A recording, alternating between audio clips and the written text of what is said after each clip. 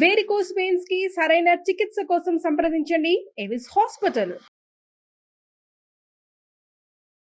నమస్తే రమగారు. నమస్తే జయ. రమగారు, శ్యామల నవరాత్రులు మనం దేవీ నవరాత్రులతో పాటుగా కొంతమందికే తెలుసు అనుకుంటా నేను, శ్యామల నవరాత్రులు కదండి. అసలు వీటి విధి విధానాలు ఏంటండి? సాధారణంగా ఇవి చెయ్యం మనం గుప్త నవరాత్రులు అంటారు. మనకి సంవత్సరంలో మనం ప్రముఖంగా చేసుకునేవి ఒకటి వసంత నవరాత్రులు, రెండోది శరన్నవరాత్రులు. ఇవి రెండు ఇంపార్టెంట్. అవును. వసంత నవరాత్రుల్లో మనం దేవి పూజ కంటే ప్రముఖంగా రామ పూజ నిర్వహించుకుంటాం. చైత్రంలో వస్తుంది. అక్కడి నుంచి మళ్ళీ మనం శరత్కాలంలో వచ్చేటువంటి ఆశ్వేజ నవరాత్రులు, దేవీ నవరాత్రులు 9 రోజులు మనం పూర్తిగా అమ్మవారికి అంకితం చేస్తాం. ఇవి కాకుండా ఇంకొక 2 నవరాత్రులు చేసుకుంటారు.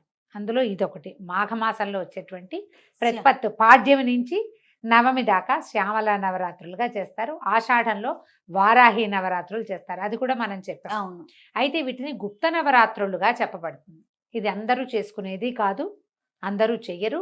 ఒకవేళ చేసినా మనం అందరం చేసుకునే నవరాత్రుల్లో చేసినట్టుగా అందరినీ పిలిచి ధూమ్ధామ్గా చేసుకునే వ్యవహారాలు కావు ఇవి. అది చెయ్యరు. గుప్త నవరాత్రులే వీటి పేరు. ఇది నార్త్ ఇండియాలో ఎక్కువగా చేయబడతాయి. మనకంటే వాళ్ళు ఎక్కువ చేస్తారు. మన వైపు అంత ప్రముఖంగా కనపడదు. మన దగ్గర ఏంటంటే ఎవరికైనా మంత్రోపదేశం ఉన్నవాళ్ళు, విశేషంగా శ్యామలా మంత్రోపదేశం, మాతంగి ఉపదేశం ఉన్నవాళ్ళు, దశమహావిద్యల్ని కొలిచే అలవాటు పద్ధతి ఇళ్లలో ఉన్నవాళ్ళు చాలా కొద్ది మంది. చెప్పా కదా, అందరినీ పిలిచి చేసి తాంబూలాలు, పేరంటాలు హడావిడేం ఉండదు. అమ్మవారిని కొలవటం మాత్రమే. ఈమెకి విశేషమైన కొలువులు చేసుకుంటారు. మంత్ర పునశ్చరణ విపరీతంగా చేస్తారు. అమ్మవారి శ్యామలాదేవిని కొలుస్తారు. ఈ శ్యామల ఎవరు అనేది ఒక ప్రశ్న ఉంటుంది మనకి. మనం కాళిదాసు రచించిన మా శ్యామల దండకం మనందరికీ తెలుసు. సినిమాలో ఉంది కాబట్టి అందుకు ఆ మొదటి ముక్కలు అందరికీ నోటికి కూడా వచ్చుంటాయి. మహాకవి కాళిదాసు సినిమాలో ఉన్నది కాబట్టి. అయితే ఈ శ్యామల దండకాన్ని చదువుకోవచ్చు. ఇప్పుడు ఈ అమ్మవారిని మంత్రిని అనే పేరుతోటి చెప్తారు. లలితా సహస్రంలో మంత్రిని నామధేయం కనపడుతుంది. త్రిపుర సుందరి యొక్క మంత్రివర్గంలో అమ్మవారు అన్నమాట. ఈవిడ పరివార శక్తి. ఒరిజినల్గా పరాశక్తే శ్యామల అంటం కాకుండా పరాశక్తి తాలూకు అంశాలలో దశమహావిద్యలుగా చెప్పబడే అంశంలో మాతంగి అనే విద్య ఈమె అని చెప్తారు. ఆమె తన సైన్యాధిపతుల్ని, మంత్రుల్ని అట్లా సృజించింది. ఆ మంత్రులలో ఈమె ప్రధానమంత్రి శ్యామలాదేవి. పరాశక్తి యొక్క మంత్రిని. ఈవిడ మతంగ మహామునికి కుమార్తెగా జన్మించిందట. అంచేత ఈమెని మాతంగి అంటారు. మాతంగి మధుచాలిని వాక్యాలు తెలుసు. అమ్మవారి ఈమె మాతంగి. ఎట్లా ఉంటుందంటే చక్కగా ఆకుపచ్చని అంటే ఎలా ముదురాకు పచ్చ రంగు వర్ణంతో కనపడుతుంది మనకి. శ్యామల స్వరూపం అనగానే ఎర్రని వస్త్రము ఆకుపచ్చగా కనపడుతుంది. అంటే నలుపులోకి చేరికగా ఉన్న ముదురాకుపచ్చ రంగు వర్ణ ఛాయ, వీణ వాయిస్తూ ప్రత్యేకమైన స్వరూపంలో ఇట్లా ఉజ్వలంగా ఉన్న ముఖము ఎంత బాగుంటుందో అసలు ఆ పిక్చర్ ఊహిస్తేనే బాగుంటుంది. అది కూడా ఈ మాణిక్య వీణాముపలాలయంతి శ్లోకం వల్లే దీన్ని సృజించారనమాట. ఈ స్వరూపాన్ని ప్రత్యేకమైన స్వరూపంలో ఉంటుంది. ఈమె జ్ఞానప్రదాత, విద్యాప్రదాత. కాళిదాస మహాకవికి అక్షర జ్ఞానం లేని వాడికి కావ్యాలు రాయగలిగే ప్రజ్ఞనిచ్చింది ఈ తల్లి. ఈమెని ప్రసన్నం చేసుకుంటే మనకి ఎలాంటి సమస్యలు ఉన్నవాళ్ళు ఈ నవరాత్రులు చేసుకోవచ్చు. నవరాత్రులు 9 రోజులు 9 రకాల రూపాలతోటి అర్చింపబడుతుందట అమ్మ.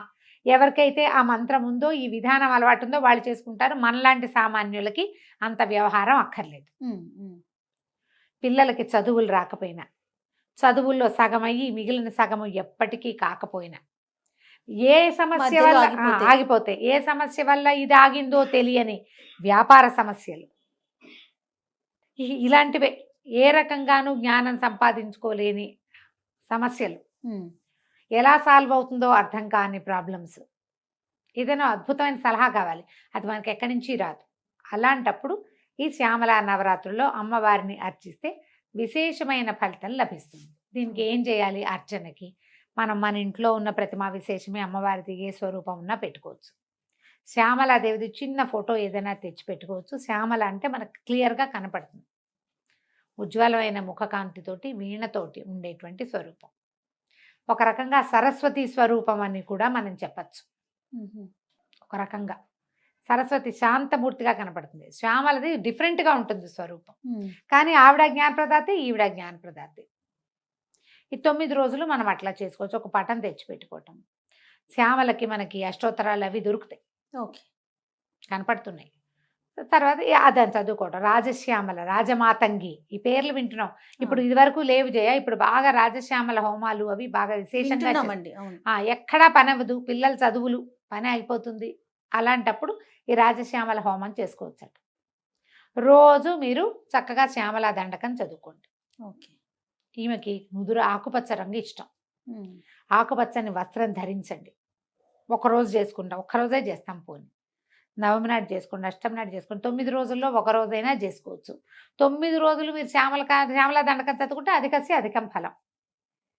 ఆకుపచ్చని పండు నివేదన పెడితే మంచిది. ఓహో. జామకాయలు, నారింజకాయలు, ఇప్పుడు కమలాలు కూడా ఆకుపచ్చ రంగులో వస్తాయి. రేగుపళ్ళు, ఆకుపచ్చటి రేగుపళ్ళు వస్తాయి. అలాంటివి నివేదన చేస్తే చాలా మంచిది, మంచి విశేషమైన ఫలితం లభిస్తుంది. నారింజలు చాలా ప్రీతి అని చెప్తారు. నార్త్ ఇండియాలో నారింజకాయలు వెతుక్కుంటారట ఈ రోజుకి. ఈ 10 రోజుల్లో వాళ్ళు ఏం చేస్తారంటే చండీ పారాయణ చేసే అలవాటు కొన్ని చోట్ల కనపడుతుంది మనకి. చండీ పారాయణం అంటే చండీ దుర్గా సప్తశతి అని చెప్తాం కదా, చండీ, అది పారాయణ చేయటం, చదువుకుంటూ వెళ్ళటం. అది ఎట్లా అంటే అసలు ఆపకుండా చదువుతారు. ఓ 3 గంటలు నేను చదువుతా, నాకు అవుతుండగా ఇంకోళ్ళు వచ్చి కూర్చుంటారు. ఆ తర్వాత 3 గంటలు వాళ్ళు చదువుతారు. అఖండ చండీ పారాయణం చేస్తారు. 9 రోజులు క్షణం గ్యాప్ లేకుండా చండీ అలా పునరావృతంగా చదువుతూనే ఉంటారు. ఎన్నిసార్లు కుదిరితే అన్నిసార్లు. మనం అఖండ చండీ పారాయణాలు అవి మన వల్ల కాదు. దుర్గా సప్తశతి దగ్గర పెట్టుకుని ఈ 9 రోజుల్లో పూర్తి చేసుకోండి. 700 శ్లోకాలు ఉంటాయి. మీ వల్ల అయితే చేయగలిగితే చేయండి అని చెప్తున్నాను. ఓకే. దీన్ని 10 సార్లు చేస్తా, 8 సార్లు చేస్తా, 16 చేస్తాను, రోజంతా చేస్తూ ఉంటాను, లాంటి విపరీత నియమాలు పెట్టుకోపోకండి. మన సమయానుకూలంగా చేయండి. ఓకే. ఇది శ్యామలా దండకం అద్భుతమైన ఫలితాన్ని ఇస్తుంది. అది నోరు తిరగదు. నిదానంగా చదువుకోవాలి. అసలు ఎన్ని పెద్ద పదాలు కలిపిన సమాసమో, అది ఇంత పెద్ద సమాసం. 3 లైన్లు రాస్తే కానీ సమాసం పూర్తవుతుంది. అది ఎక్కడ ఆపాలో తెలీదు, ఏ పదాన్ని ఎలా విరవాలో తెలీదు. మీ వల్ల అంత కాకపోతే ఇంకా సులువు చెప్తాను. ఒక్కటి మాణిక్య వీణాముపలాలయంతి మదాలసాం మంజుల వాగ్విలాసాం మాహేంద్ర నీలజ్యుతి కోమలాంగి మాతంగ కన్యా మనసా స్మరామి. చిన్న శ్లోకం. ఇదేనా? దీన్ని నెంబర్ ఆఫ్ టైమ్స్ చదువుకోండి. ఇది బాగుంది. అమ్మవారి యొక్క స్తుతిని, ప్రార్థనా శ్లోకాన్ని మీరు 11, 21, 40, 108 ఈ అంకెల్లో ఏది కుదిరితే అది పెట్టుకోండి. ఓకే. మాల పెట్టుకుని మాలతోటి 108 సార్లు చేసినా కూడా మీకు మంచిదే. ఆమెను స్మరించాలి. మామూలు మీ రోజువారీ పూజ దీపారాధన చేసుకోండి. ఈ 9 రోజులు శ్యామలని తలుచుకుని శ్యామలాదేవిని ప్రార్థించి ఒక ఆకుపచ్చటి పండు, జామ పండు నివేదన పెట్టండి. పసుపుగా ఉండేది కాకుండా గ్రీన్, కొంచెం ముదురుగా పచ్చగా ఉన్నది. అంటే ఎట్లా అంటే దూరగా ఉన్న కాయని నివేదన పెట్టండి. ఓకే. పిల్లలకి ప్రసాదంగా ఒక పండు పెట్టండి. ఈ మాణిక్య వీణాముపలాలయంతేమో చిన్నపిల్లలకు కూడా వస్తుంది. 5 ఏళ్ళు వస్తే చాలా చక్కగా వచ్చేస్తుంది. పిల్లలతోటి కూడా చెప్పించండి. 3 టైమ్స్, 5 టైమ్స్, 11 టైమ్స్ చెప్పించండి. ఏమైనా అలాంటి సమస్యలు ఉంటే తీరుతాయి. ఇది చేయగలిగితేనే, అత్యవసరంగా ఇది చేయవలసిందే అన్న నియమం లేదు. మీకు తీరని సమస్యలు, ఎక్కడా సమాధాన పడలేని ప్రాబ్లమ్స్లో కనుక మీరు ఇరుక్కుని ఉంటే మీకు ఈ అమ్మ ఏదైనా ఒక సమాధానాన్ని ఇస్తుంది. శ్రద్ధతోటి కనుక చేస్తే. విశేషంగా చేయాలంటే ఎవరన్నా పురోహితుని పెట్టుకుని అర్చనా కాలాదులు జరిపించుకోవచ్చు. మనం అట్లా చెయ్యం, మన వైపు ఆ విధానమే లేదు. నేను చెప్పిన విధానంగా చేసుకోండి. తప్పకుండా అవకాశాన్ని బట్టి చేయటమే. తప్పకుండా. నమస్తే. నమస్తే.